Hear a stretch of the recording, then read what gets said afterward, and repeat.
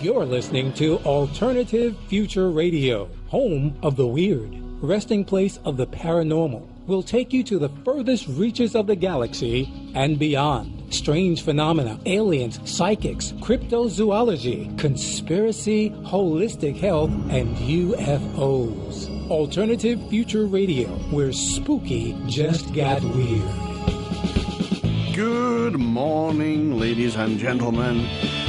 Brilliant show today. We're going to be going a long, long way, but we're not going to be going anywhere at all. Confused? You will be.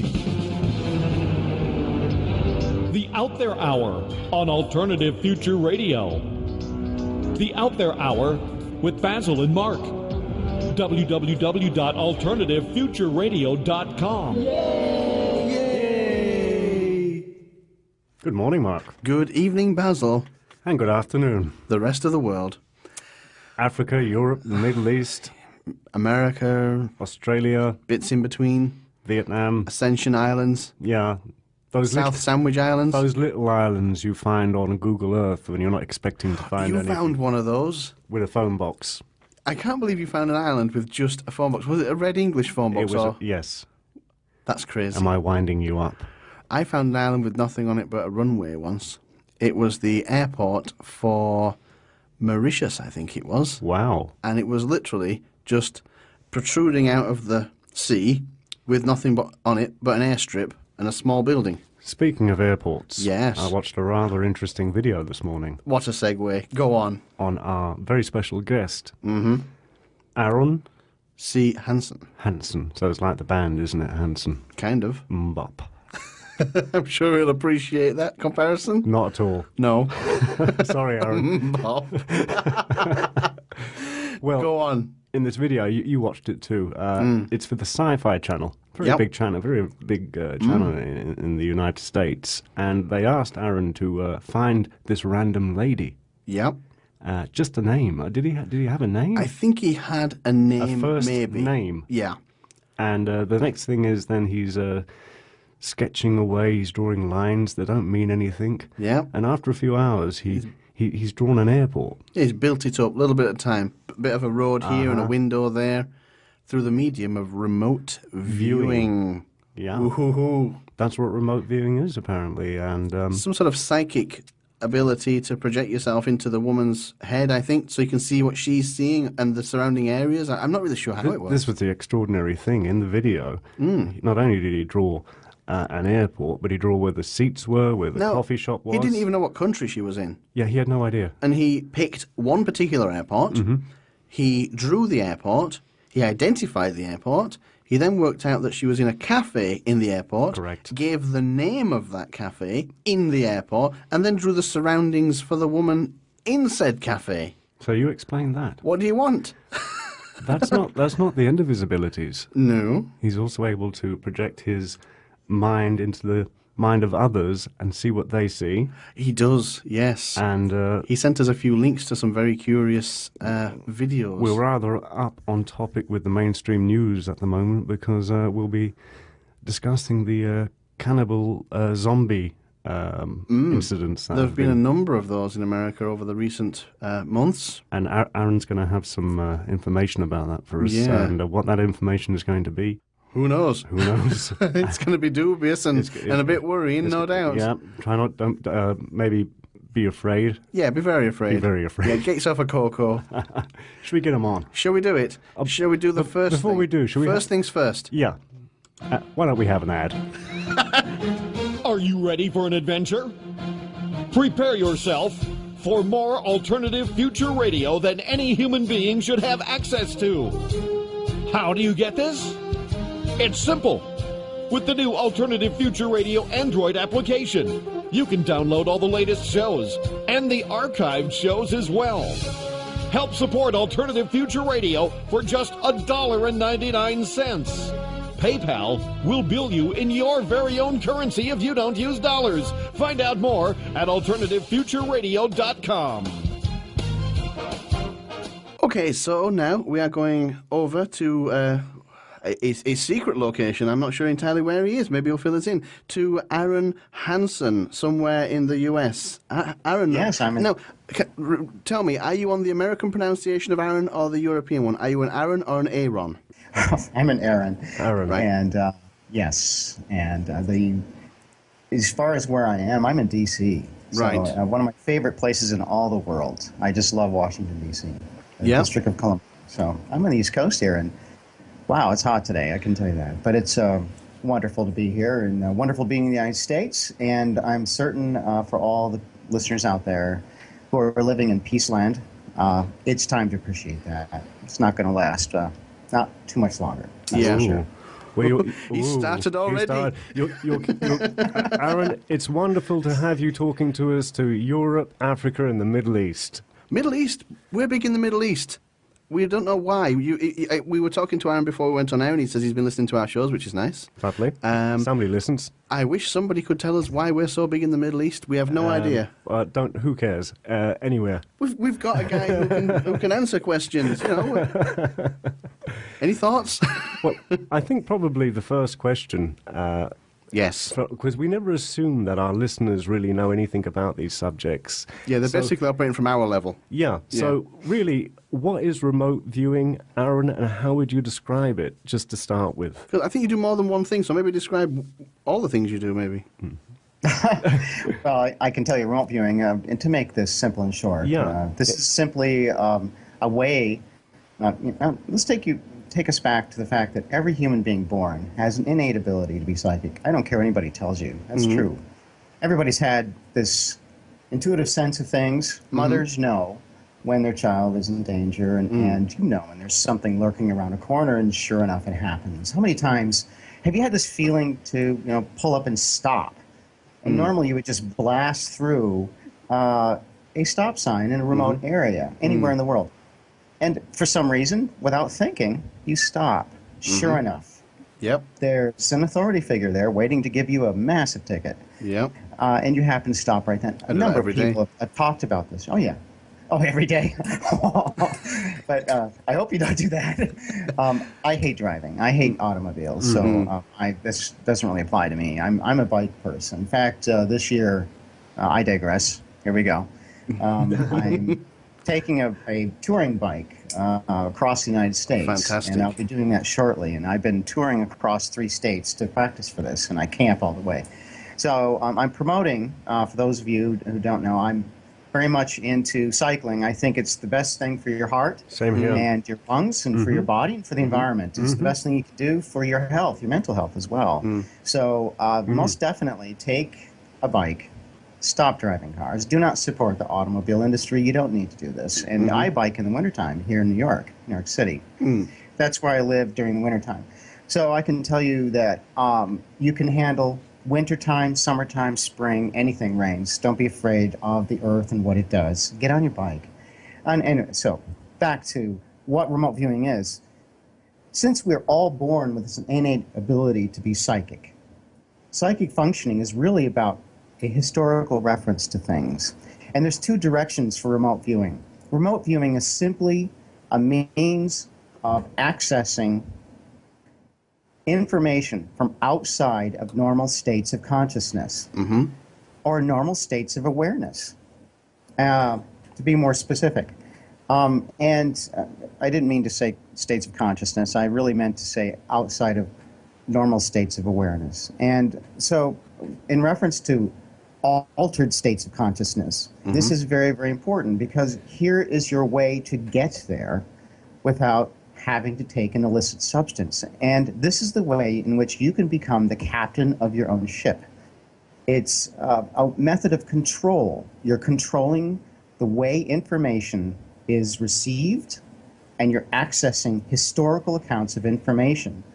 Layer upon layer of information, you're accessing this in such a way, and you're making sense of it in the way you do in normal life. And so you're able to organize this information and glean out using a set of protocols. This is really an attention management skill. Skills are things that you take time with and you learn. Anybody can learn to remote view. This is once a top secret government project that the U.S. taxpayers paid for. So it was once a highly regarded secret under President Reagan. It goes right back to the Second World War, doesn't it? I think they used it right back then. Psychic functioning has been used throughout human history. You've always had psychics next to the kings and rulers of our planet. Only recently have we stopped doing this. And if George Bush, by the way, George Bush II, if he had simply had a psychic by his side, we offered to help him. We did. Yeah. I was the one who remote viewed 9/11 months before the attack. This is confirmed. Independently, I have the data. In fact, I have the data in my vault here. I'm in a bank building. I'm in a basement. And I have data that actually shows this, and this is witnessed by several people. So a lot of this is commonly known here, that I was the remote viewer who actually looked at 9/11. So anybody who says, well, if remote viewing is worth anything, why didn't you see the big one? Well, I did. Yeah. The problem is, why didn't people like George Bush listen? Well, we've become arrogant, and we've seemed to have moved on. And for example, when President Obama took office, I predicted he would be a one-term president, and I remote viewed the next president, who's going to be Mitt Romney. Whoa. Yeah, I tend to agree. And yeah, I in fact posted the data January, very early, and so that was very controversial because most people felt that you're not going to have magic underwear in the White House. You're just not going to do that, and they were making fun of the Mormon Church and claiming this is just impossible. It's not going to happen, and I can tell you, he's a wild card. A lot of people in Europe think he's a wild card, and after remote viewing Mitt Romney, I can tell you he's not a wild card at all. He's going to be a very rational and very good president. Whereas President Obama, spiritually, this is how I view things. The first thing he did is he mentioned, with respect to remote viewing and respect to psychic functioning, he said, we're not going to have seances in the White House. And that was so offensive to Nancy Reagan at the time. It was offensive to anybody who was a part of this program of remote viewing, and offensive to those of us who could have stopped 9/11. We had the data in our hand. I'm the one specifically who did this. I remote viewed this event, and I talked about it, and it wasn't heard, and we could have altered our future. So here we have the second tier of remote viewing, which is called non-historical sources of information. This is where you take probability and you say, okay, folks, you have a collective decision to make, but you have to be aware of your options. You have to be aware of the probability coming at you. And so this was a very high probability. And we could see, as historical reference, as psychics, that something had been planned.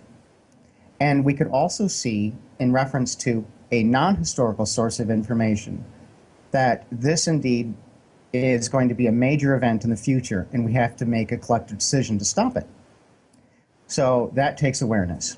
The key is awareness. And this is the problem, all the way from President Obama back to George Bush, too. It is a major problem because they feel that their intelligence operations work. Well, they do. They do work. Only without this alternate source of information. They must have it. The most successful rulers in the world throughout human history have all had psychics by their side. That will include, in the United States, President Reagan. Reagan, yep. That accounts for his great success. Yep. Yeah, and so you go back to the time of, you have good rulers and bad rulers. Take yourself, Stalin, a mass murderer. Now I can't visit Russia. Thank you very much.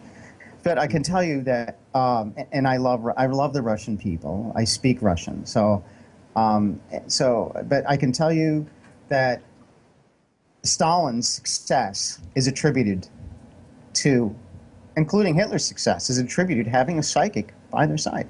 So it can be used for good or for bad purposes. But in the case of Stalin, it was overall used for good. Now, in the case of Hitler, his psychic was killed. He didn't get too far. So he was killed in a bomb attack, and they knew how important he was. And now you go throughout history and you Wow. see even Alexander the Great, every single great ruler, every successful ruler has had a psychic by their side until recently. Recently, we've been really screwing up. We've been making big mistakes because we haven't been making the proper decisions about a non-historical reference. They called them a seer or a sage, wasn't it? That was the different names. Different names. Yeah. Oh yes, throughout human history, there've been everybody knows about it. But I don't know if people will be as aware of Ronald Reagan and his reliance on numerology and psychics and that kind of thing. Well, he didn't do seances. This shows President Obama's ignorance. He didn't do his spiritual ignorance is astounding. He didn't do seances in the White House. There's nothing like that. This is just a fallacy. Remote viewing isn't anything like that. Remote viewing is very difficult. It's a time-consuming event that requires a great deal of hard work and concentration. And you're using a set of protocols to glean out very tiny bits of information, like pieces of a picture, like puzzle. You're putting all these pieces together, and you're formulating a picture in the end of your work. And this it's exhaustive, and most people can't handle it. Very, very few people can do it. Now, if you're a natural-born psychic, as I am, and you're trained to be a remote viewer, then you become essentially a fantastic psychic. Well, I just want to give a description to the listeners of what we've witnessed, myself and Mark, this morning. This video we were watching. That's what I was going to mention. We were so impressed, and you're talking about sketching out. It was the Sci-Fi Channel? It was the Sci-Fi Channel, and what they had challenged you to find this random person in a random location, I believe. Is that correct? And there you were with your piece of paper, and there was a few lines developing here and there. Building up the picture. Building up the picture. It was taking time, and sure enough, you were soon enough you had drawn the terminal, because this lady was in an airport. Yeah. The terminal, the building, the cafe. The cafe, exactly where things were. You didn't just say she was in an airport, but you were actually able to say where the seats were. Which airport? Which airport. I think you just had the lady's name. It was pretty impressive. It was just extraordinary, Aaron. So I just wanted to make the listeners aware of what you're actually able to do is amazing. For somebody to say she's in an airport would be pretty impressive, but to tell which airport, what part of the airport, where the seating was, where the coffee shop was, where the tower was, the whole lot, it was just amazing. Well, thank you. And I do this every day, and guess what? You can learn it too. These were secrets that were once highly regarded and kept away from the public. And now they're open to the public. Anyone can learn this. And with an aptitude and skill, you can take it as far as you like. And I do this every day. And you would think some government out there would be interested in this kind of information. Well, they are. But the paradigm must shift back in that direction. I have something very exciting to say because... You see, I know something about President Romney that most people don't.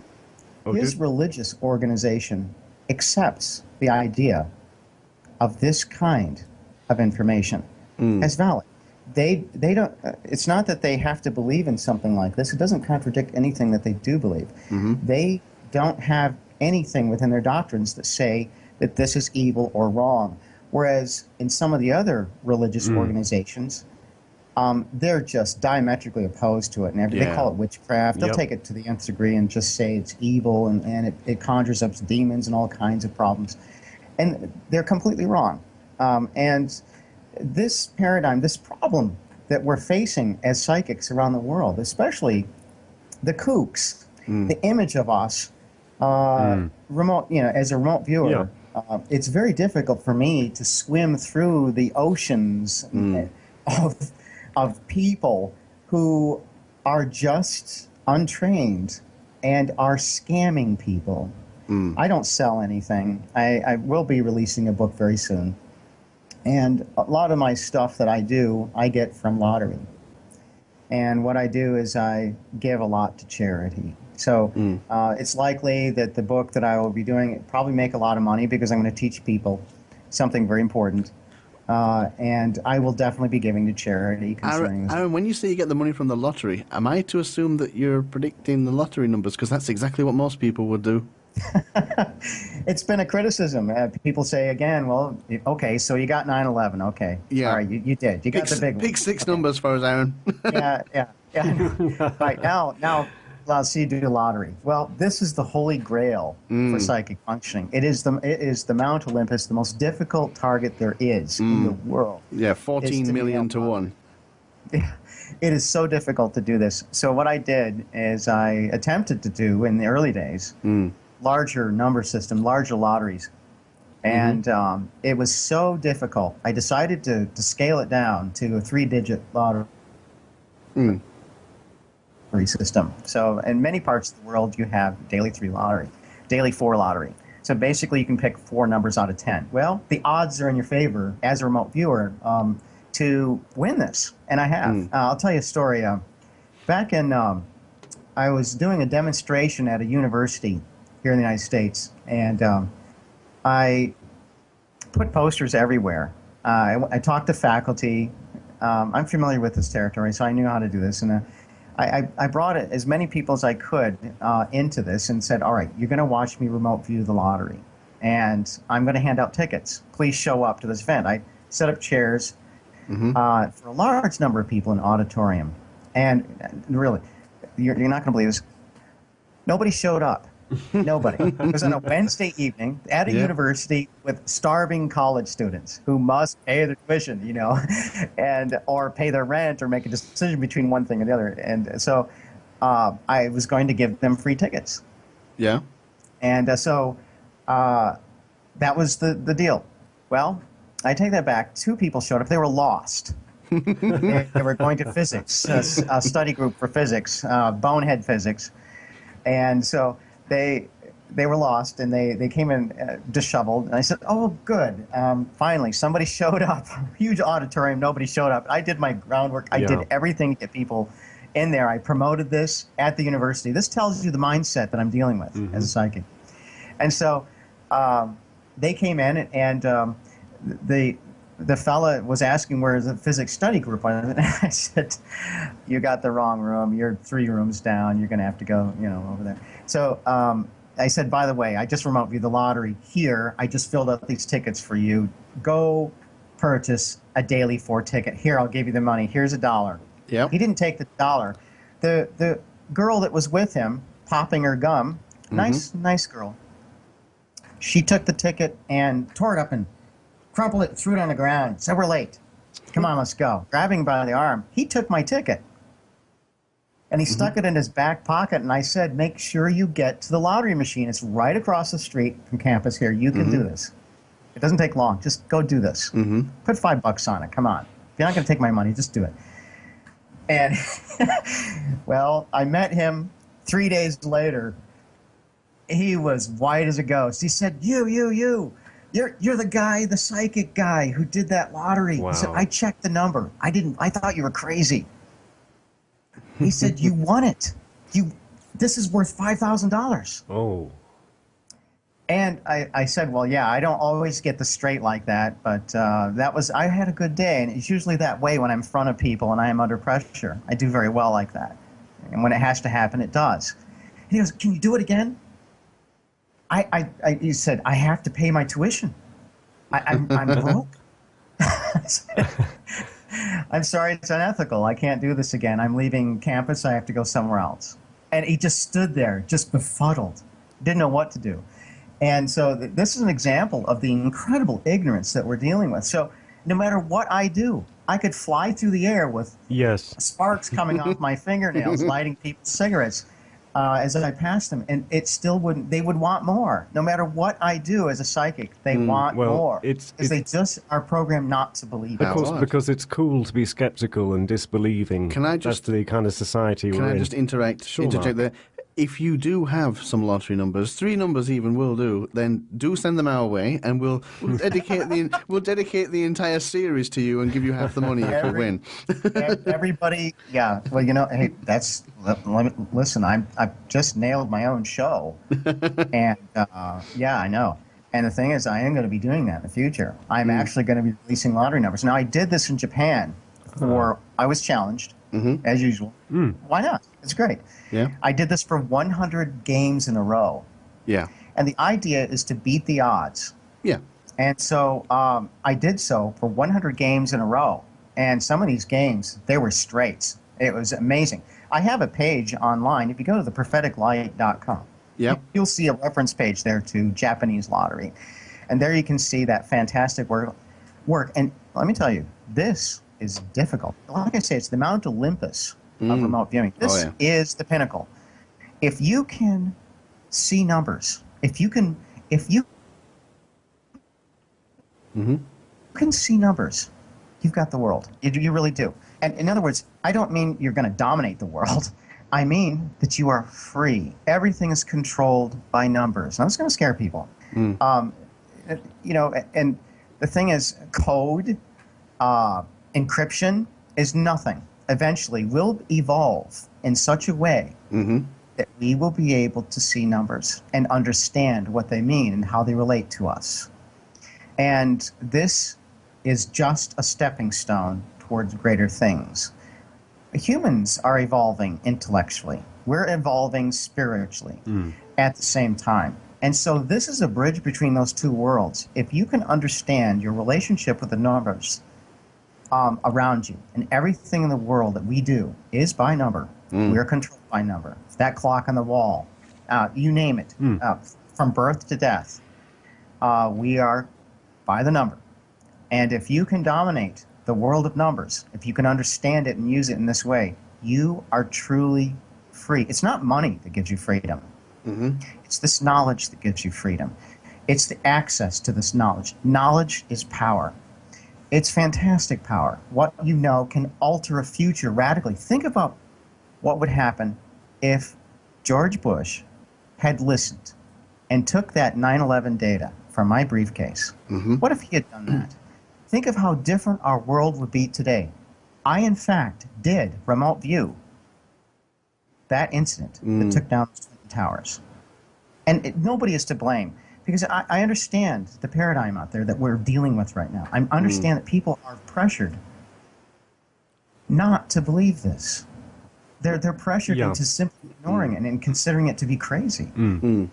But sometimes it's overwhelming when you think about the consequences of this, because our world is a completely different place today, and we're suffering immeasurably from it. You might think that after World War II, the production of non-usable goods and this focus upon warfare and preparation and paranoia, mutually assured destruction, and so on. This has cost our world economies a great deal. And we're suffering, and we're paying for this now. We're still paying for this. Oh, we've always had an enemy since World War II. I mean, first it was the Germans, then it was the Cold War with the Russians, and now it's the Middle East and terrorism. So, or on a personal level, the devil. Completely. Yeah, there's always an enemy, and we need to step out of this dichotomy. And we need to step into the fourth dimension, which is really what this show originally was about, because there is, you have to think about it, animals. Animals would look at a human being as a god, and we control the animals. We corral them, and we simply we control deal with their sexual. We control the food supply. We control everything. If you have an animal or a pet, I mean, you are its government. Yeah, and so I mean, for human beings, sexual politics, I'm talking about the animals. We control their sex. We say this Holstein is to be, reproduced with, this other particular breed, and we are producing something that is beneficial or harmful. We are shooting animal genes into potatoes to fight off, bug infections, insect infections, and so GM. we are doing this for food. And so it's difficult to describe this. People are not going to like to hear it, but there could be a tropic level 0. Something closer to creation.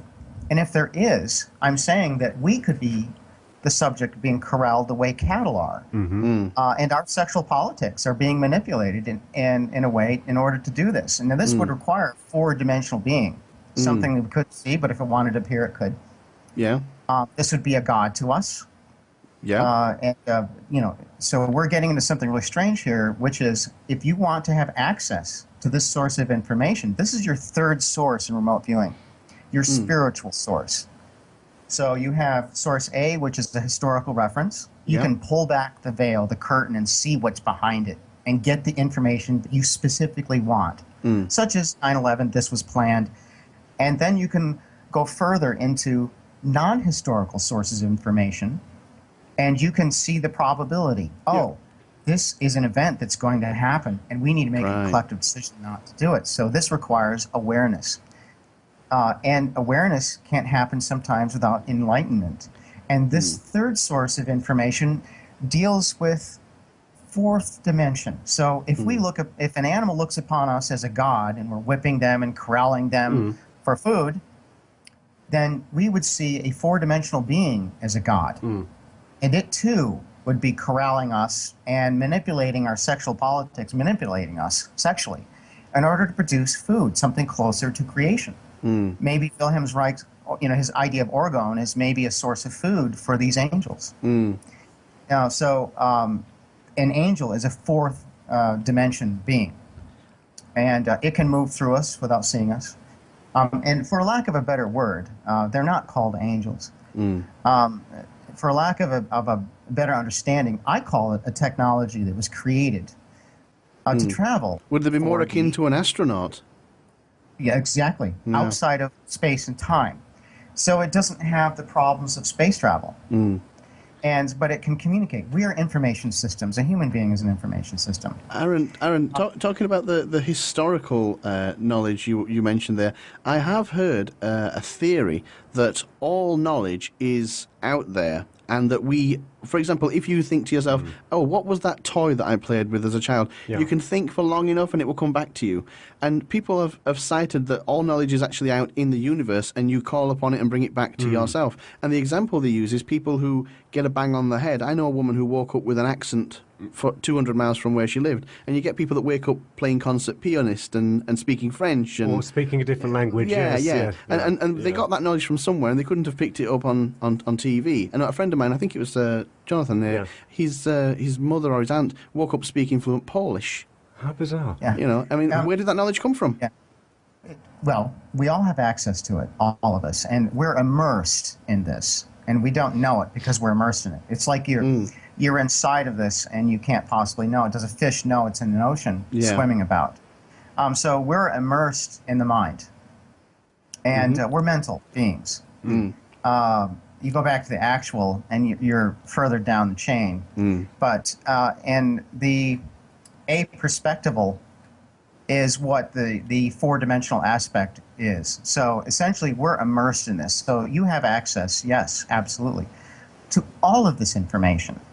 Anybody does. But you're going to have to, you can't learn Swahili for the sake of learning Swahili. You've got to have practical means and practical, you have to have a reason for doing this. And you have to take advantage of the limited time that we all have. We live 650,000 hours, 1/3 of that is spent sleeping. They make light bulbs last longer than that.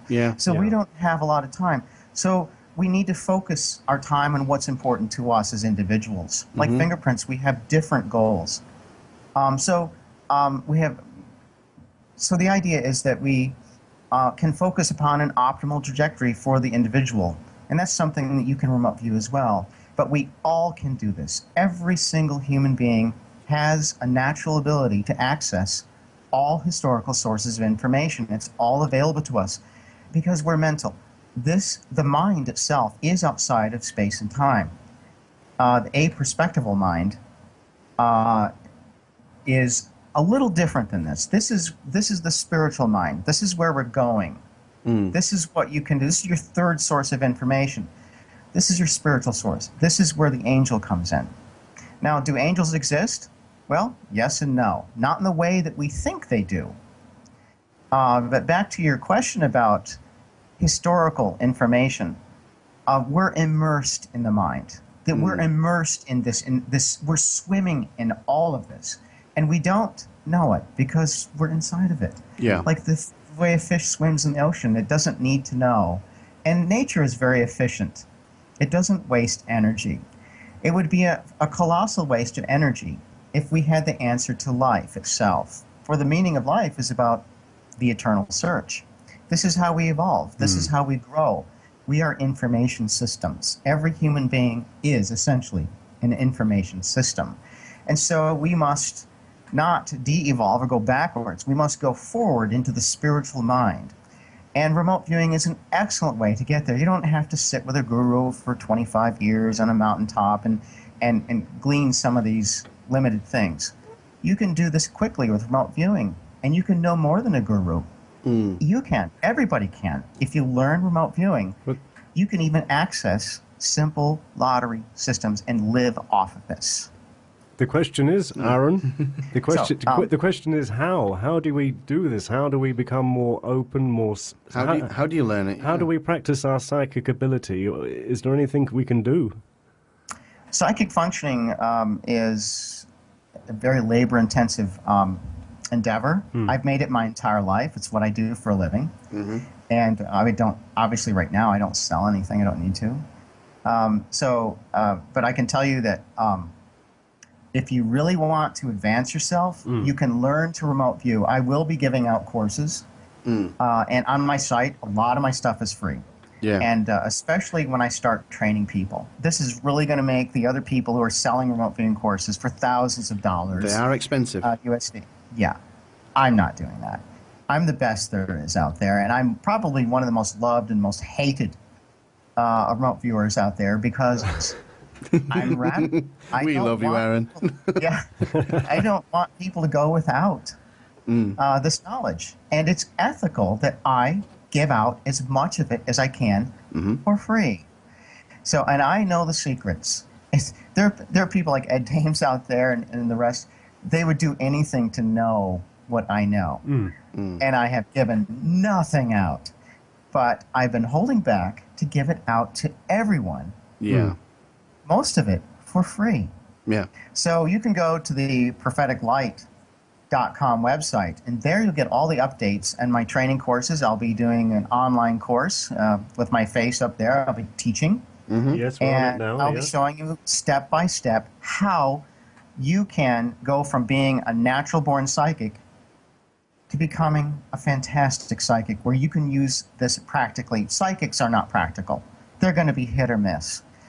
A remote viewer is a professional psychic. We don't miss as much as we hit. And there's no such thing as perfection. And that's how life is. And you can be thankful, because if there was perfection, we wouldn't be here, as per the Big Bang. So we, imperfection is essential to evolution. It's essential to survival. And right now, the human race is in dire straits. We are in big, big trouble. Oh, yeah. And this, and going back to the original reason for the show, I actually remote viewed the source for all the, for lack of a better way to describe it, the cannibal attacks that have been in the news all over the world. Why in the world are we seeing people eat each other? Is this what they're calling the zombie attacks or something like that? I've been seeing it on Google and Yahoo.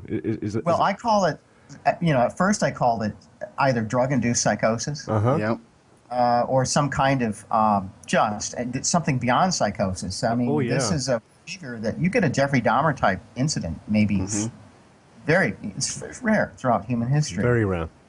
And when you have 7 cases in a row in a very short period of time, this is unprecedented. So I felt that I had to look at a possible link, if any. A lot of times when I remote view something, I just don't find anything that's worthy. So a lot of my work is just circled, filed. But this time I found something that completely shocked me. I did not expect the result that came about from remote viewing these cases. Each one, these are hard remote viewing sessions. Just tedious, time-consuming sessions. And each one revealed the mindset I got a very good understanding of what these people were thinking when they were performing these crimes. Essentially, you're wearing their mask. You're going inside their mind. Right. And you're observing the event, detail after detail after detail. So everything that went on in the killer's mind and in the cannibal's mind, I experienced personally on every level you can imagine, spiritually as well. And this is horrible. But you know, I was set up for this because while I was in Japan, being filmed for a television show there, I was being challenged in Japan to find a missing person. I found her in Tokyo places, which is impossible because there's no street signs. You know, and I don't know if you've ever been to Tokyo. I love Tokyo. I love the people. It's impossible to navigate. Their cab driver's been lost. They've been working for 30 years, and it's impossible. So I found this woman in Tokyo. So, but apart from that, I was in a public place, and this person walked up to me and said, you know, I was being introduced to this person speaking in Japanese, and he said to me that he was very glad to meet me. And I just got this feeling of just horror, just desperate horror, and this lamenting. You just wouldn't believe the feeling. It's just overwhelming. So I turned and looked directly at him, and he had this waxy look, this distant look of psychosis. Yep. And I just, but somebody who's not on meds. Somebody who's somewhat dangerous. And I looked at him, and I saw what he had been doing. And this was the famous cannibal of Japan. For legal reasons, I don't want to get into the names of these people because some of them are under investigation and so on. And out of respect for the family and so on. But in this case of the Japanese, the most famous cannibal there, and anyone can look up and you can get all the information you want on this fellow. And he did eat his victim, and he did have sex with the body, the corpse. And he described in fantastic detail. He's now a food critic, celebrated. And this is not a reflection of the Japanese culture in a negative light or a positive light. This is simply a way in which the Japanese people fit everyone into their society, regardless of what you do. These are people living on top of each other, and yet when you're in Japan, you don't feel crowded. And they have respect for one another. It's actually the most peaceful place, overcrowded place, but the most peaceful, overcrowded place I've ever been in. Tokyo is one of my favorite cities in all the world because it's so peaceful. You wouldn't think so. It's one of the most congested cities, if not the most congested city on planet Earth. Yeah. And so they've learned how to live with one another. And so this is actually overall a positive reflection of how they deal with people like this in their society. He is safe, he's watched, but I didn't feel that he was safe next to me because he likes white flesh. And I'm very white. We've got a little bit of line interference there. I could tell that he looks like... All right, I'll read back. We've got you. We thought we'd lost you there. We're just talking about that. Now, that's strange. There's no such thing as coincidence because this leads to what was in him. And I can tell you that these four-dimensional beings can pass through us and influence us outside of our awareness. And there's nothing we can really do about it. Oh, dear. Yes. Let me see if I can get in. Here we go. Yep.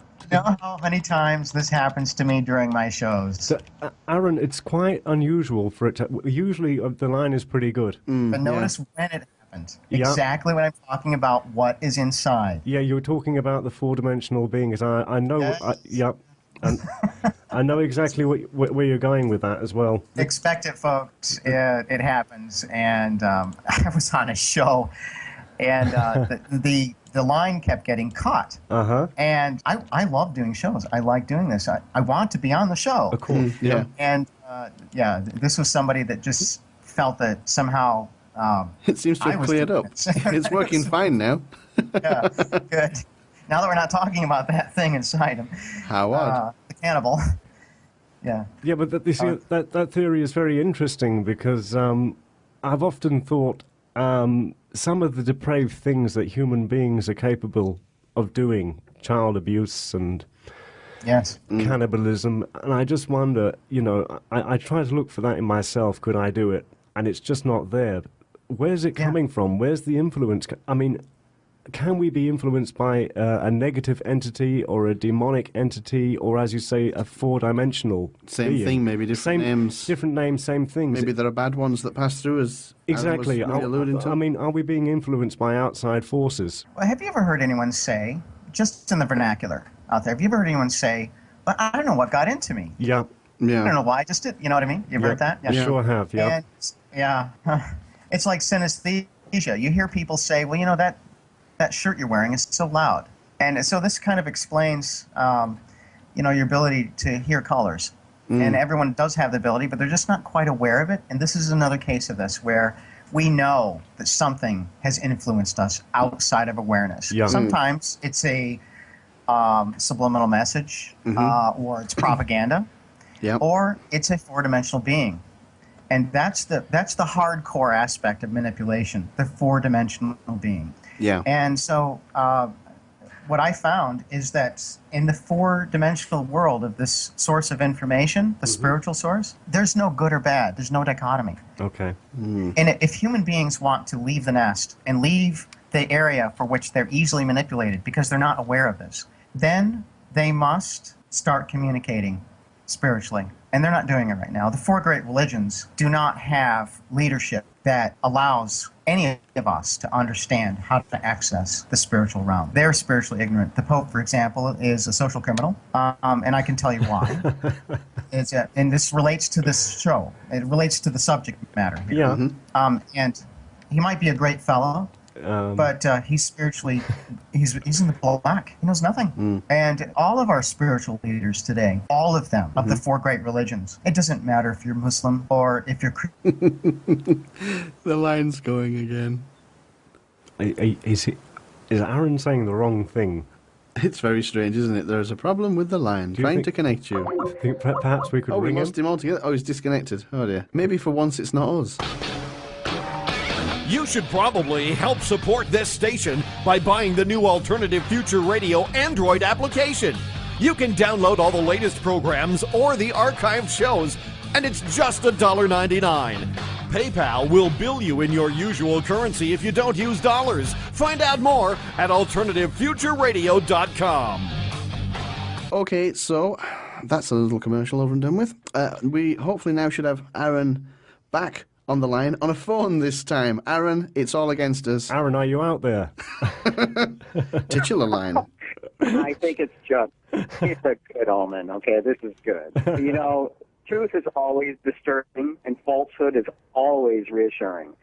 And I'm not the type of person to coddle people, to sleep with reassurance.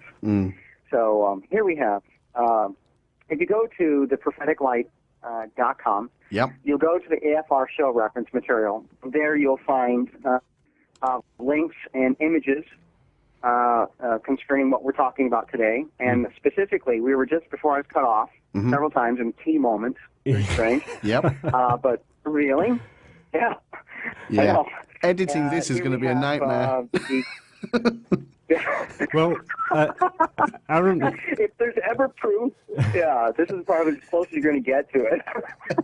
Two things you were talking about there. You were talking about the cannibalism and remote viewing, getting inside the mind of a killer. That's where we were. We were asking about things coming into you. I wasn't being myself. That kind of thing. Four-dimensional beings, perhaps. Controlling us, but there's not quite like that. You were just talking about. Maybe they're not controlling us. Maybe it's our own attitudes. No. I can tell you. I love it when that happens. I can tell you that when I can tell you that when you're going into the mind of a killer, especially when you're remote viewing them, you're trying to find out. I'm trying to find out.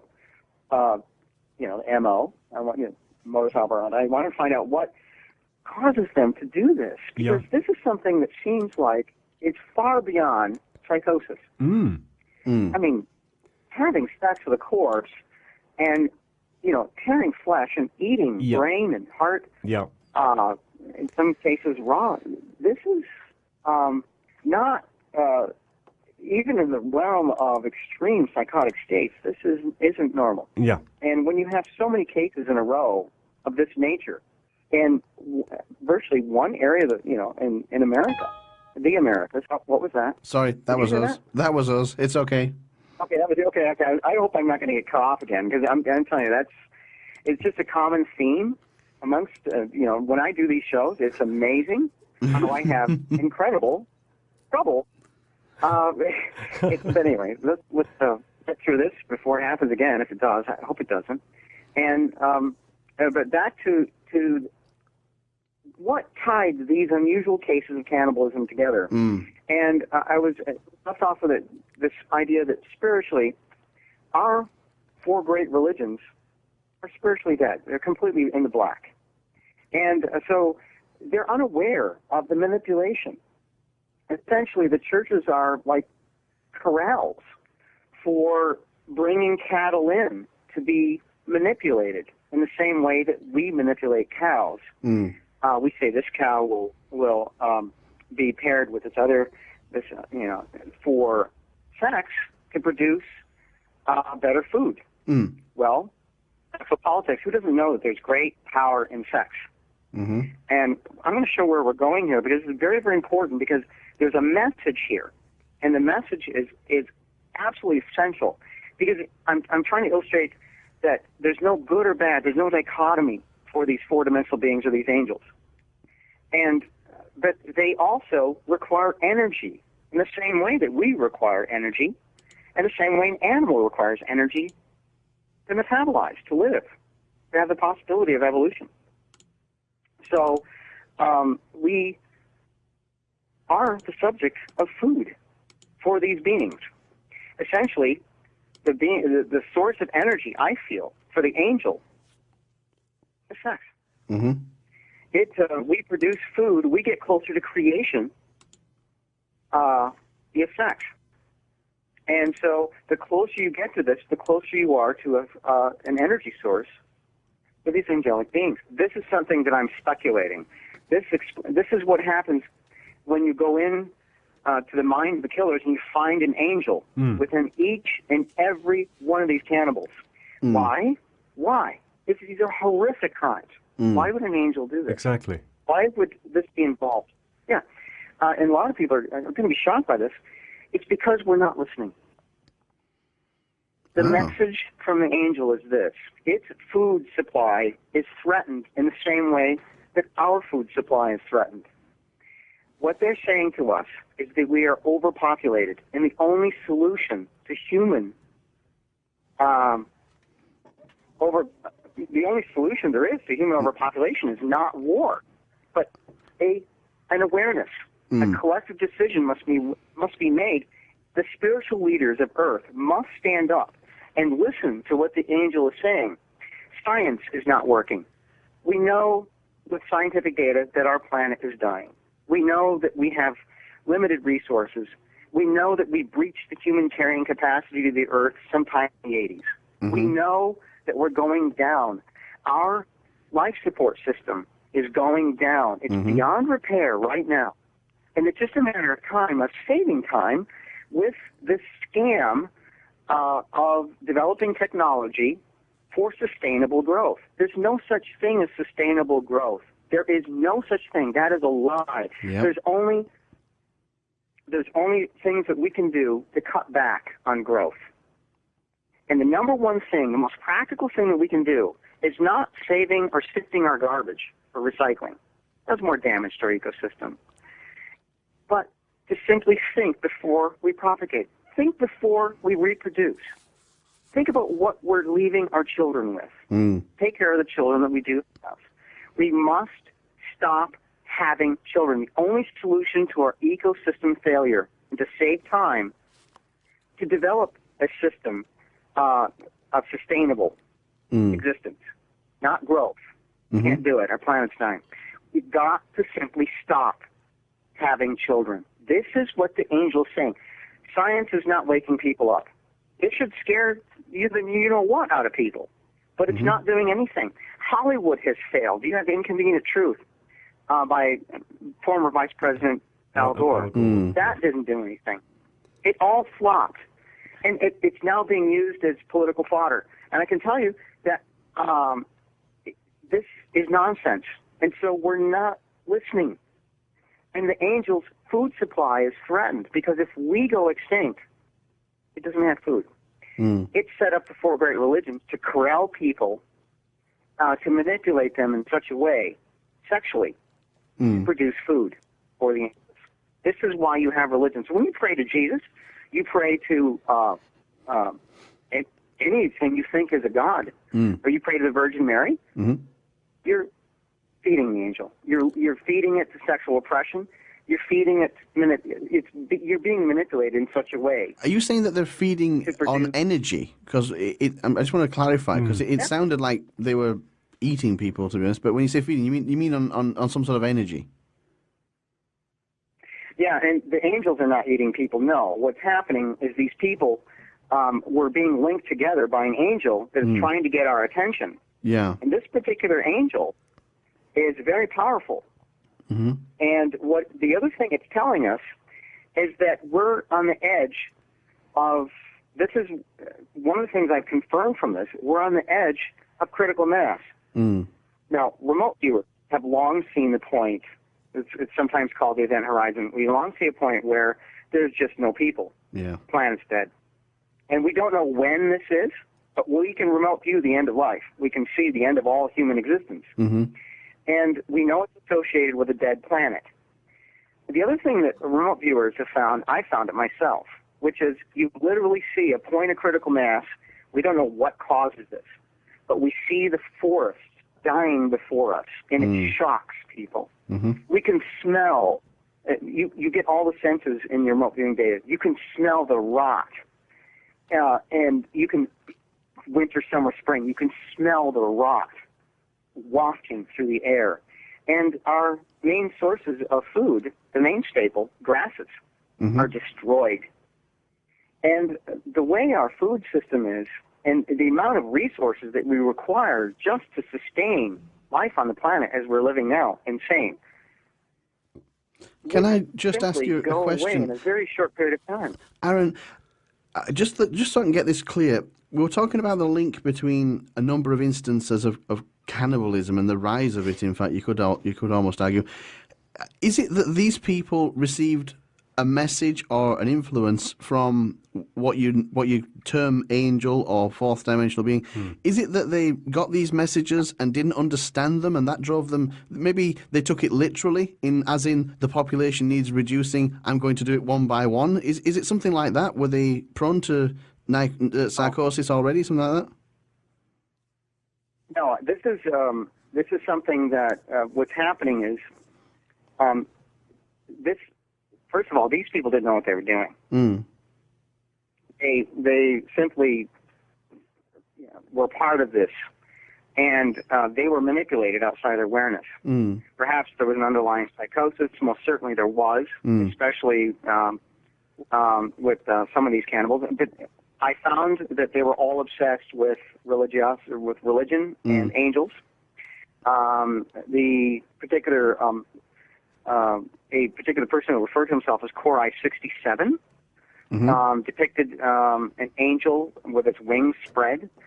So the links between each and every one of these individuals that were killing each other, in fact, are all angelic. So yeah, they were obsessed in some cases with necrophilia and angels and the number 7. And all these things have angelic references. Now, what I find interesting is, yeah, that may be just in the mind of most people a coincidence. I don't see things in that way. I see there's no such thing as coincidence. I see patterns in information. This is what led me to remote view what caused this. And now this is where it gets very strange, because these four-dimensional beings, there's no good or bad in this. There's only shock. There's only horror. There's, this is what's left to get our attention. This is why the angel did this. Not because it's good or bad. It did it because it's getting our attention. Essentially, it's letting us know that we're not listening. And it's not punishing us. It's not what it's doing. It's just giving us information. Right now, as I'm talking to you, I am essentially, passing the information along. And I'm going to be doing it all over the world. I'm going to be telling people what this message is. The angel wants the 4 great religions to listen. It wants their spiritual leadership to stand up and say to their people, your earth is dying, the world is overpopulated, and we must stop having children now, or you're going to face an ecosystem collapse. You're going to face war. You're going to face all the things that are warned about in Revelation, for example. You're going to face all this and worse. And we don't have to. We can simply do something about our ecosystem now. And the only thing that we can do that nobody is talking about is we can think before we have a child. We can say, we're not going to leave our child in a world like this. And we're going to take care of the children we do have. And we need to leave the nest. It's time that we wake up and pay attention to how we're manipulated, be it politically. Our sex is our sex. Nothing should be manipulating us for power. Sex is an individual choice. Sex is something that we own as individuals. No government owns it. An angel doesn't own it. A church doesn't own it. Nothing should be telling you what to do with this source of power that brings you closer to creation than anything else we know. Spiritually, this is ours, and we must leave the nest with this power. And we have choice, and we can choose this power to destroy our future or to create a better one for our children. This is our choice, and this is the only message of the angel that oversees the 4 great religions. We think we're praying to God when we go there. We're not. We're being corralled for food. It's about sex and power and a source of energy to feed the angel. That's it. And so it's all a grand illusion. These 4 great religions are bunk. Is this angel an evil entity? It doesn't sound that positive. No. That's the dichotomy again. If you go into there's no evil or good in the 4D thing. We see we're stuck in 3D. We have to think of this. This is our context. We have to think of duality, good and evil, and so on. And pain associated with evil, good associated with no pain. So we're just stuck in this dichotomy. But our spiritual mind has always been there in that 4-dimensional world. We have access to this. Intellectually, we have access to it. Mathematically, we have access. We know the 4D world exists. And we're beginning to evolve intellectually in that direction to understand with physics. We're beginning to understand the spiritual mind. And with remote viewing, you can access this immediately. Learn to remote view. If you go to thepropheticlight.com, there you get step-by-step instruction in order to do this. And take it in a personal journey. And our divinity, as Emerson said, lies within. This is where we need to look. That was said so long ago. And we just simply, we haven't taken this path correctly. We've taken things like the Bible literally, and we need to stop doing that. It's a fallacy. It's wrong. The Pope, for example, telling people to keep reproducing, that makes him a social criminal. It does. Because this is the number one threat to our existence, overpopulation. There are too many people. If we want to solve the ecosystem problem, it doesn't mean sorting your garbage and recycling. Sustainability doesn't exist. When you have so many industrial demands with each child that's born, we can't blame our children. We've got to stop having children. And this is a thing that nobody wants to talk about. It is a big taboo. Nobody in the world of... Yeah, and I don't know why it's taboo. I think it's the same thing to do. This is an example of what Angel is saying. We're not listening. Now we know why we've not heard you on Alex Jones, anyway. Oh yeah, I'm not going to be on the George Noory Christian Hour. No, not talking. I think I can hear why now. I can. Absolutely. Well, people are very Truth is always disturbing. We've talked on this show before. This is very disturbing. We've talked on this show before about oil and among other things, and oil especially, Mark, is something that you've wanted to talk about. Yeah, it's been a pet subject of mine for a while. It might be a good time. It seems to be tying in with what Aaron is saying. Yeah, you've got this theory. Yeah, so. My theory, it's kind of not really a theory, to be honest with you. I'm pretty convinced it's true that oil peaked probably 10, maybe 20 years ago, probably at least 10 anyway. And really, what we're doing kind of matches what you're saying there, is that it's a one-time deal. You get the oil, make the most of it, and by the time you've finished burning it, make sure you've got a bloody nice place to live, because there's not going to be a second term.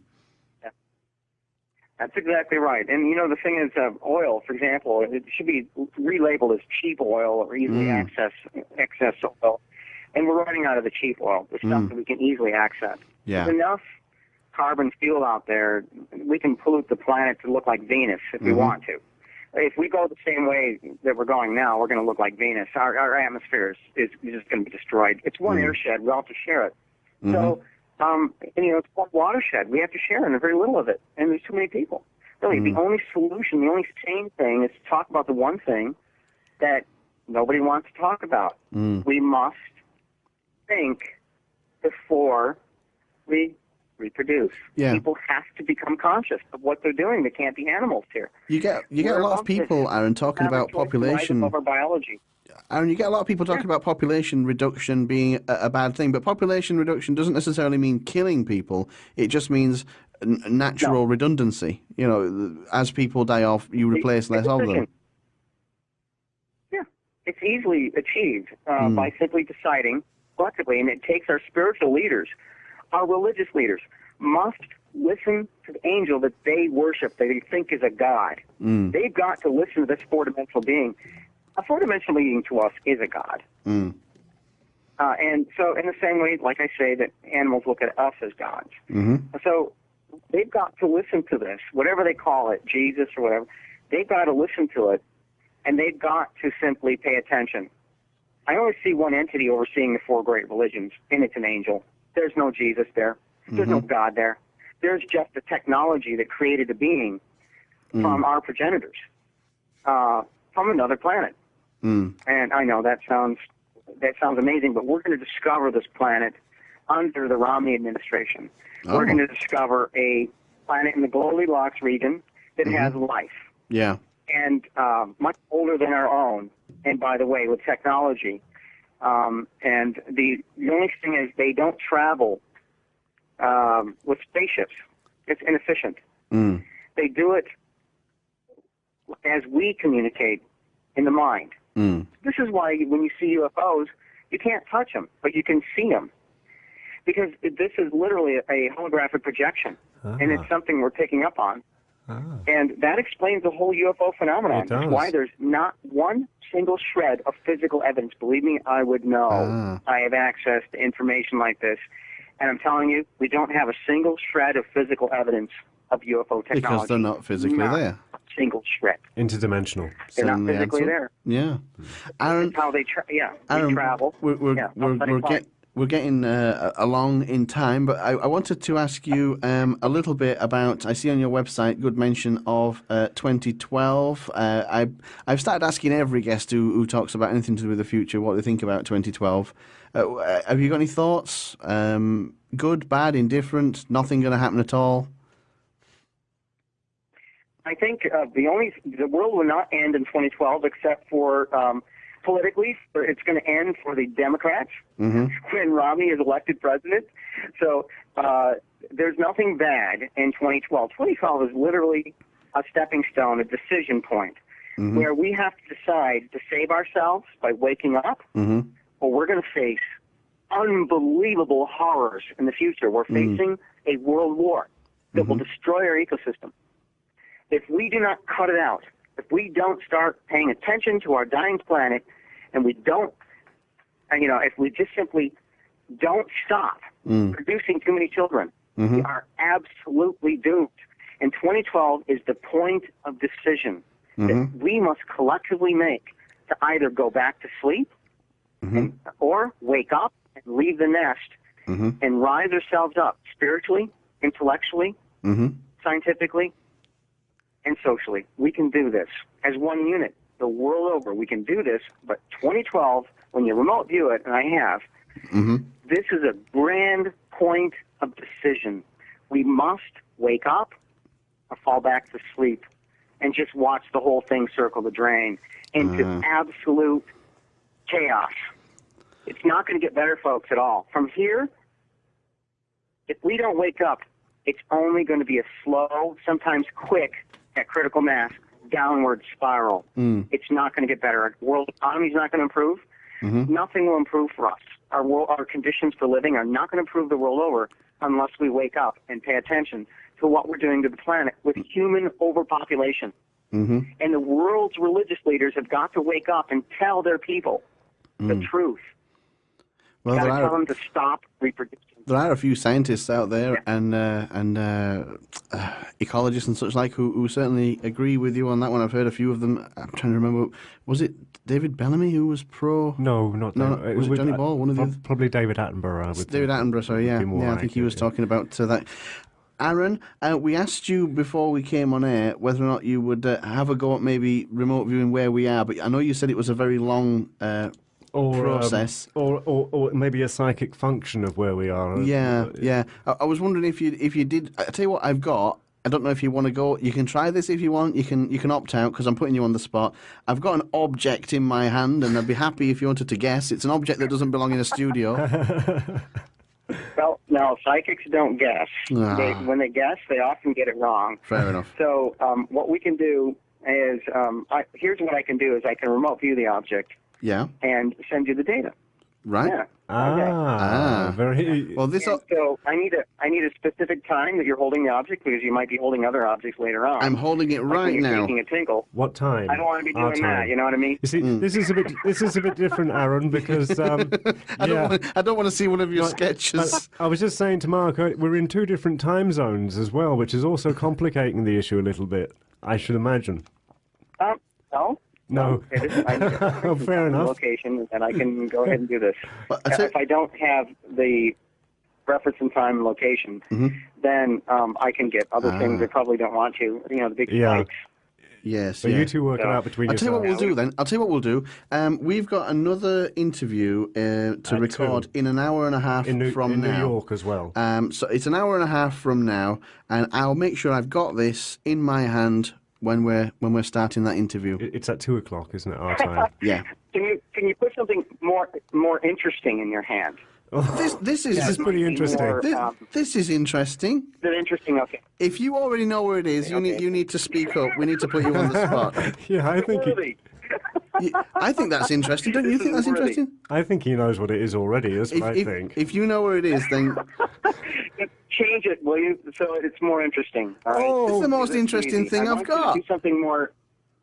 Yeah. It's the most interesting thing we can think of. Something more interesting. If you go down the hall, there's a window. If you look through the window, and to the right-hand side, there should be a picture of something hanging on your hall wall. There's like a wall there, and there's something painted or something there. Oh. Don't know about that. Don't know about that. Oh no, he's right. Maybe he's guessing because he's not getting it right.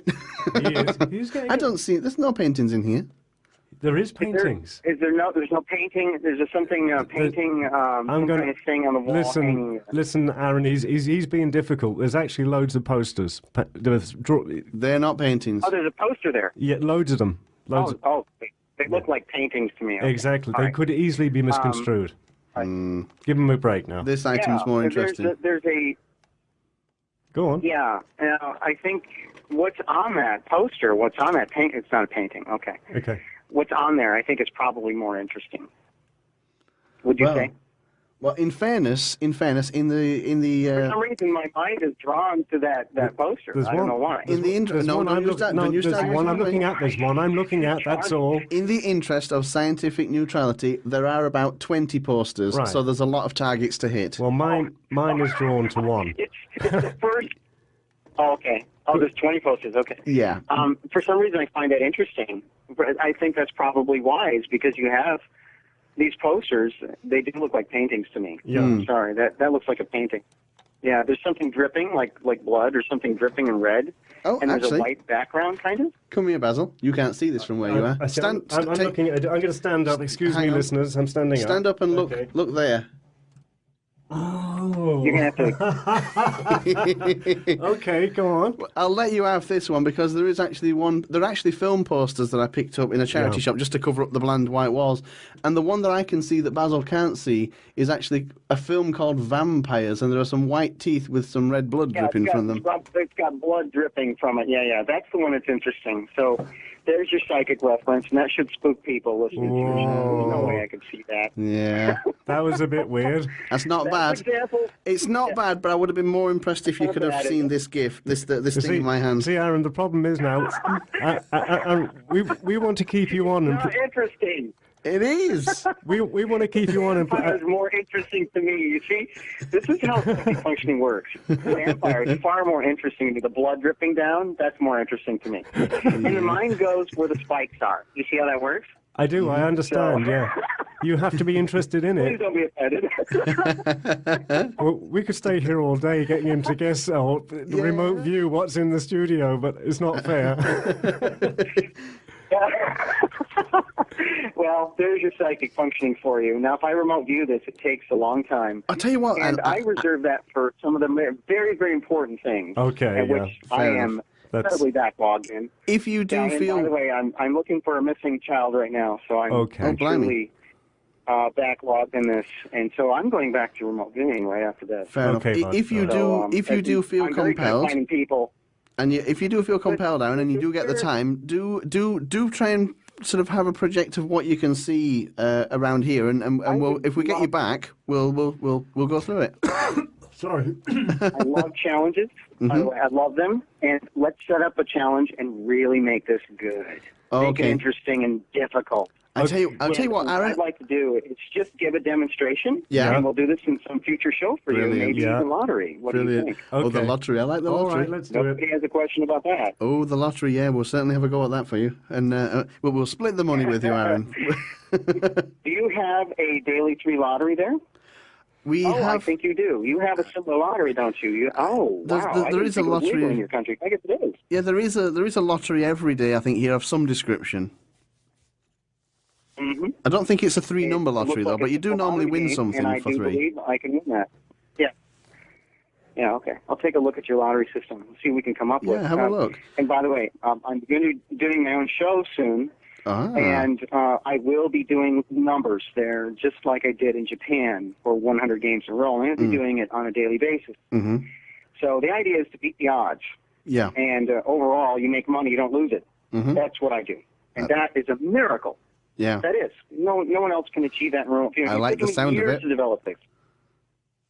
Years. It's very, very difficult. It's, like I said, the Mount Olympus of psychic functioning. It's what everybody wants to achieve. Well, I did it. And I'm advancing, but slowly. It is so difficult. But yes, I can beat the odds, and I can always win. I can always win more money than I lose overall. Absolutely. Aaron, I can prove it. Brilliant. Aaron, make sure you do give a nice plug for your site and whatever else you've got going on. Any projects you're doing at the moment. Do you still want me to hold an object in my hand in an hour and a half from now? Because I've got one other object which is very interesting. If you feel like you need to hold on to that dumb thing, go ahead. No. I've got another. He doesn't even know yet. Well, maybe he does. He knows what you've been holding. No, he does. That object, if he doesn't like that one, I've got another interesting object in this building, and it's the most interesting object I own. As long as he has some idea, as long as people know what it is. I mean, it's not some obscure thing that nobody could guess what it was. No, it's something it's that people recognise. Oh, definitely, yeah. Right. I've got an object. He's having a great time. He's just laughing at us, yeah. I've got an object which is it's a rare object. Is it rare? Okay. It's rare and it's very interesting. You can't tell me these things. You can't. No. You're giving it away. Oh no, that's. Don't do that. There are lots of things in life that are rare. I think the vampire demonstration is pretty good because I found that to be very interesting for some reason. See, he's got to find it interesting. All right, we're going to leave it at that, and let's pick something. But if you still want to hold on to that, but just for no reason, yeah. Well, hopefully, I'm not going to spend the rest of the day hugging things just for you, Aaron. Just for your entertainment.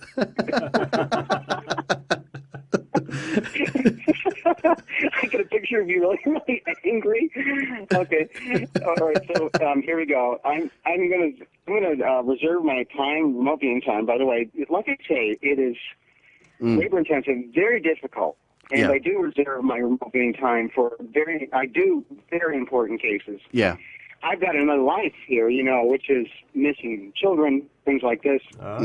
Cases all over the world, and so these are kind of life and death situations. So I do have a private clientele that I deal with, and I don't find children for money.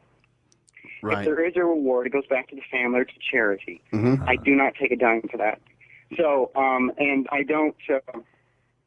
I'm backlogged right now, but I do reserve my time, my remote viewing time. By the way, when I'm done remote viewing, it takes me at least 2 or 3 days to recover. Oh, really? In some of these difficult cases. I found a child recently that that had been, I can't talk about what happened, but I can tell you that it was so horrible that I just, psychologically, you have to recover from this, and it's so tiring. This is probably one of the most difficult jobs in the world. But it's also the most challenging and the most rewarding. Very interesting, certainly. Very interesting. Aaron, we've gone careering off the end of the show. And he's actually got some important work to do, so... We better let him get on. Yeah, I'll just carry on hugging things for your pleasure, and you can carry on... Aaron, thank you so much, Aaron. All right. And thank you. It's an honor. I hope your audience enjoys this most informal format, and I think your show's wonderful. I hope you do so well. Thanks, Aaron. You will. What do you mean you don't know? I think you're going to do very well. Thank you, Aaron, and we hope to speak to you again at some point in the future. Greetings from the United States. Yeah, we love you all over there. And thank you from Europe, Africa, and the Middle East, and the Out There Hour on Alternative Future Radio. Thanks, Aaron. Thanks, Aaron. Wonderful. Bye-bye. Bye. Wow, that was Aaron. That was fun. C. Hanson. That was fun. A message for humanity, and maybe not so much fun. It sounded a little bit bleak at one point. I think you enjoyed it. It was all right. I think it's all up your alley, actually. I think you were quite, taken with that, weren't you? Yeah, well, he was mostly right, I'd say. You think he's mostly right? Mostly right. I don't know. I've got my own opinions on that. Yeah, I might be a bit of a George. A bit of a George. I could be a bit of a George, I think. I think that's why I like him so much. Yeah. A bit of a George. Yeah. Okay. Right, anyway, that's it. Thanks very much, everybody. Thank you, everybody. See you all next time. On the Out There Hour. That was brilliant.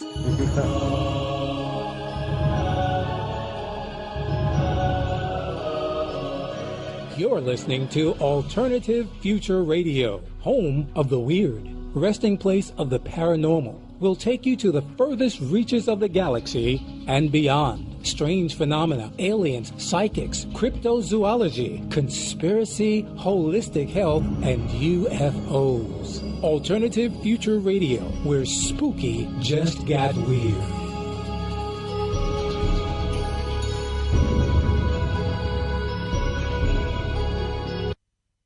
Yeah. Ooh. Well, he started already.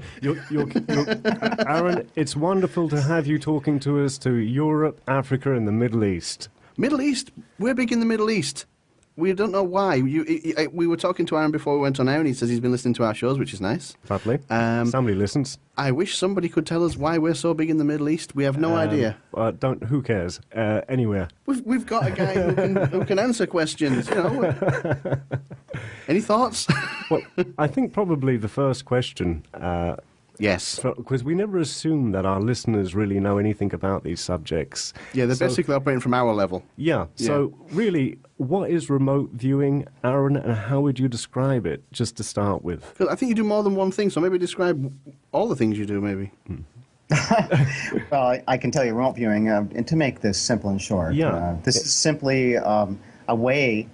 let's take take us back to the fact that every human being born has an innate ability to be psychic. I don't care what anybody tells you. That's true. Everybody's had this intuitive sense of things. Mothers know when their child is in danger, and you know when there's something lurking around a corner, and sure enough, it happens. How many times have you had this feeling to pull up and stop?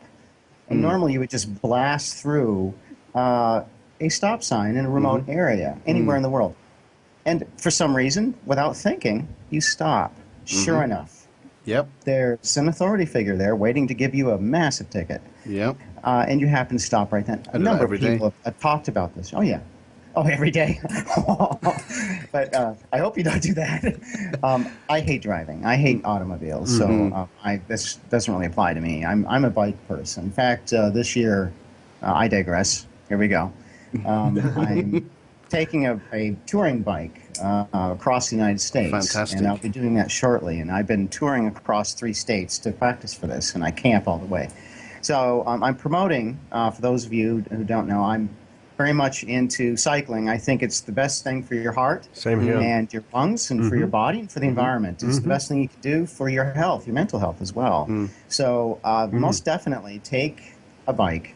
Stop driving cars. Do not support the automobile industry. You don't need to do this. And I bike in the wintertime here in New York City. That's where I live during the wintertime. So I can tell you that you can handle wintertime, summertime, spring, anything rains. Don't be afraid of the earth and what it does. Get on your bike. And so back to what remote viewing is. Since we're all born with this innate ability to be psychic, psychic functioning is really about the president.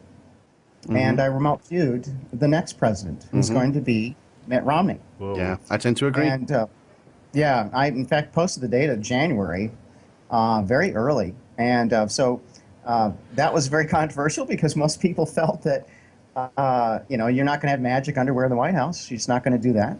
And they were making fun of the Mormon church and claiming this is just impossible. It's not going to happen. And I can tell you, he's a wild card. A lot of people in Europe think he's a wild card. And after remote viewing Mitt Romney, I can tell you he's not a wild card at all. He's going to be a very rational and very good president. Whereas President Obama, spiritually, this is how I view things. The first thing he did is he mentioned, with respect to remote viewing and respect to psychic functioning, he said, we're not going to have seances in the White House. And that was so offensive to Nancy Reagan at the time. It was offensive to anybody who was a part of this program of remote viewing, and offensive to those of us who could have stopped 9/11. We had the data in our hand. I'm the one specifically who did this. I remote viewed this event, and I talked about it, and it wasn't heard, and we could have altered our future. So here we have the second tier of remote viewing, which is called non-historical sources of information. This is where you take probability and you say, okay, folks, you have a collective decision to make, but you have to be aware of your options. You have to be aware of the probability coming at you. And so this was a very high probability. And we could see, as historical reference, as psychics, that something had been planned. And we could also see, in reference to a non-historical source of information, that this indeed is going to be a major event in the future, and we have to make a collective decision to stop it. So that takes awareness. The key is awareness. And this is the problem, all the way from President Obama back to George Bush, too.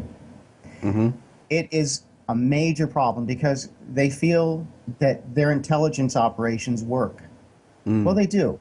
They do work. Only without this alternate source of information. They must have it. The most successful rulers in the world throughout human history have all had psychics by their side. That will include, in the United States, President Reagan. Reagan, yep. That accounts for his great success. Yep. Yeah, and so you go back to the time, a historical reference to things. And there's 2 directions for remote viewing. Remote viewing is simply a means of accessing information from outside of normal states of consciousness or normal states of awareness. to be more specific. And I didn't mean to say states of consciousness. I really meant to say outside of normal states of awareness. And so in reference to altered states of consciousness, this is very, very important, because here is your way to get there without having to take an illicit substance. And this is the way in which you can become the captain of your own ship. It's a method of control. You're controlling the way information is received, and you're accessing historical accounts of information. Layer upon layer of information, you're accessing this in such a way, and you're making sense of it in the way you do in normal life. And so you're able to organize this information and glean out using a set of protocols. This is really an attention management skill. Skills are things that you take time with and you learn. Anybody can learn to remote view. This is once a top secret government project that the U.S. taxpayers paid for. So it was once a highly regarded secret under President Reagan. It goes right back to the Second World War, doesn't it? I think they used it right back then. Psychic functioning has been used throughout human history. You've always had psychics next to the kings and rulers of our planet. Only recently have we stopped doing this. And if George Bush, by the way, George Bush II, if he had simply had a psychic by his side, we offered to help him. We did. Yeah. I was the one who remote viewed 9/11 months before the attack. This is confirmed. Independently, I have the data. In fact, I have the data in my vault here. I'm in a bank building. I'm in a basement. And I have data that actually shows this, and this is witnessed by several people. So a lot of this is commonly known here, that I was the remote viewer who actually looked at 9/11. So anybody who says, well, if remote viewing is worth anything, why didn't you see the big one? Well, I did. Yeah. The problem is, why didn't people like George Bush listen? Well, we've become arrogant, and we've seemed to have moved on. And for example, when President Obama took office, I predicted he would be a one-term head, I think, so you can see what she's seeing and the surrounding areas. I'm not really sure how it works. This was the extraordinary thing in the video. Not only did he draw an airport, but he drew where the seats were, where the coffee shop was. He didn't even know what country she was in. Yeah, he had no idea. And he picked one particular airport. He drew the airport. He identified the airport. He then worked out that she was in a cafe in the airport. Correct. Gave the name of that cafe in the airport, and then drew the surroundings for the woman in said cafe. So you explain that. What do you want? That's not the end of his abilities. No. He's also able to project his mind into the mind of others and see what they see. He does, yes. And he sent us a few links to some very curious videos. We're rather up on topic with the mainstream news at the moment, because we'll be discussing the cannibal zombie incidents. There have been a number of those in America over the recent months. And Aaron's going to have some information about that for us, and what that information is going to be. Who knows? Who knows? It's going to be dubious and a bit worrying, no doubt. Yeah, don't maybe be afraid. Yeah, be very afraid. Be very afraid. Yeah, get yourself a cocoa. Should we get them on? Shall we do it? Shall we do the first Before thing? we do, shall we... First things first. Yeah. Why don't we have an ad? Are you ready for an adventure? Prepare yourself for more alternative future radio than any human being should have access to. How do you get this? It's simple.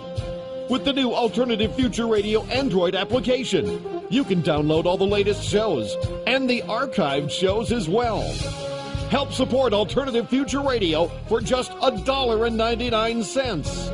PayPal will bill you in your very own currency if you don't use dollars. Find out more at alternativefutureradio.com.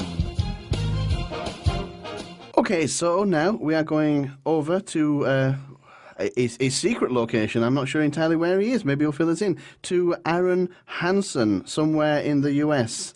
Aaron. Yes, I'm in. No, tell me, are you on the American pronunciation of Aaron or the European one? Are you an Aaron or an Aaron? I'm an Aaron. Aaron, right. And yes, and as far as where I am, I'm in D.C. Right. So, one of my favorite places in all the world. I just love Washington, D.C., the Yep. District of Columbia. So I'm on the East Coast here, and wow, it's hot today, I can tell you that. But it's wonderful to be here, and wonderful being in the United States. And I'm certain for all the listeners out there who are living in peace land, it's time to appreciate that. It's not going to last not too much longer.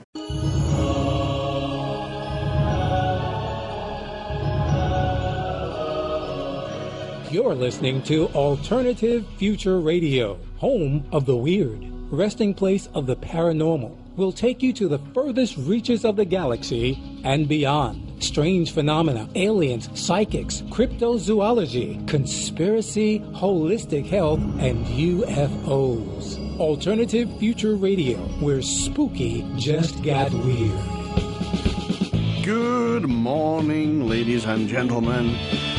Brilliant show today. We're going to be going a long, long way, but we're not going to be going anywhere at all. Confused? You will be. The Out There Hour on Alternative Future Radio. The Out There Hour with Basil and Mark. www.alternativefutureradio.com. Yay! Good morning, Mark. Good evening, Basil. And good afternoon. The rest of the world. Africa, Europe, the Middle East, America, Australia, bits in between, Vietnam, Ascension Islands, yeah, those South Sandwich Islands. Those little islands you find on Google Earth when you're not expecting to find anything. You found one of those? With a phone box. I can't believe you found an island with just a phone box. Was it a red English phone box? It was, yes. That's crazy. Am I winding you up? I found an island with nothing on it but a runway once.